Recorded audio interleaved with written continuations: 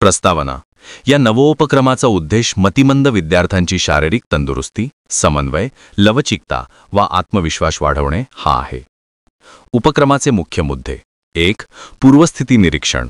विद्यार्थ्यांची हालचाल क्षमता, संतुलन, एकाग्रता यांचे निरीक्षण. 2. तज्ज्ञांचा सल्ला. देशमुख सर, NIMH वैद्यकीय अधिकारी व शिक्षकांचे मार्गदर्शन. 3. साधनांची तयारी. बॉल, शिट्टी, कोन, रिंग, दोरी, मॅट इत्यादी वस्तूंची व्यवस्था. 4. कृती अंमलबजावणी.